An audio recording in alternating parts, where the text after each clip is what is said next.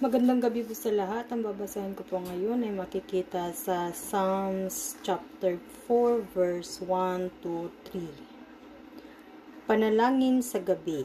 Katha ni David upang awitin ang punong mang-aawit sa aliw ng instrumentong may kwerdas. Sagutin mo po ang aking pagtawag, O Diyos, na aking kalasag sa kagipitan ko. Ako'y iyong tinulungan, kaawaan mo ko ngayon, dalangin ko'y pakinggan. Kayong mga tao, hanggang kailan ninyo ako hahamakin? Ang walang kabuluhan at kasinungalingan. Hanggang kailan ninyo iibigin sila? Dapat ninyong malaman, itinalaga ni Yahweh ang matuwid. Kapag tumawag ako sa kanya, siya'y nakikinig. Yun lang po rin ang Diyos. God bless.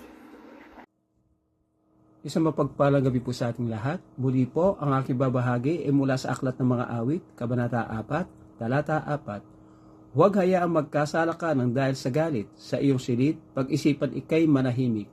Ito po ang nakasulat sa banal na kasulatan. Lagi po tayong magpuri sa Amang Lumikha. Amen. Magandang gabi po sa ating lahat. Ang babasahin ko po ay mula po sa Salmo chapter 4 verse 5 to 6. Ialay sa Panginoon ang mga nararapat na handog at magtiwala sa Kanya. Marami ang nagsasabi, sino ang magpapakita sa atin ng mabuti? Panginoon, ipakita po ninyo sa amin ang inyong kabutihan. Amen. God bless po. Hello po, ang aking Bible verse for today is from the book of Psalms chapter 4 verse 7. Puso ko'y iyong pinuno ng lubos na kagalakan, higit pa sa pagkain at sa alak na inumin. Amen. Ako po din balita ng ating Panginoon. So muli po, isang mapagpalang araw po muli sa ating lahat.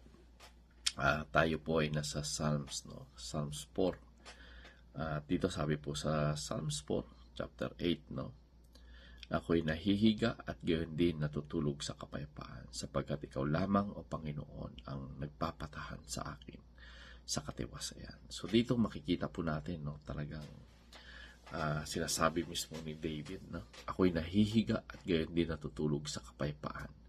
So dito po makikita natin na ipinapahayag po ni David, na sa kabila ng andun yung mga suliranin, andun yung mga pag-anib, pero yung kapayapaan ay kumbaga nararanasan niya yung kapayapaan dahil alam niya na ligtas yung kanyang sitwasyon, dahil nagtitiwala siya sa Panginoon. So dito po natin makikita na talagang ang kapayapaan at ang tagumpay ay hindi po ito basta-basta nagagaling sa pera, Hindi po nagagaling ang kapayapaan dahil sa napakarami mong kayamanan, kundi ang kapayapaan po ay nakukuha na kapag ang Panginoon yung nag-iingat sa iyo, alam mo na yung Panginoon ang gumagabay sa iyo.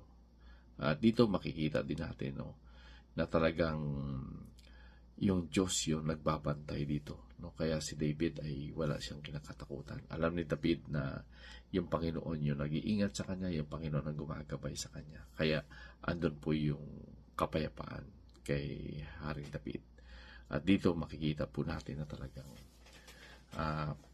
na kung paano lumalakad si David sa kanyang buhay. Andun po na punong-puno siya ng pagtitiwala sa Panginoon. Hindi niya hinahayaan na lamunin siya ng takot, sa kabila ng yung mga kaaway niya nakapalibot sa kanya, kundi andun nagtitiwala siya sa Panginoon. Kaya ang kanyang buhay ay punong-puno po ito ng kapayapaan, sapagkat yung pagtitiwala sa Panginoon, ito po ay kanyang inilagak sa Panginoon. At lahat ng nagtitiwala sa Panginoon ay hindi po mapapahamak, sapagkat ang Panginoon ay tapat sa mga nagtitiwala sa Kanya. Muli po, purihin ang Panginoon. God bless everyone.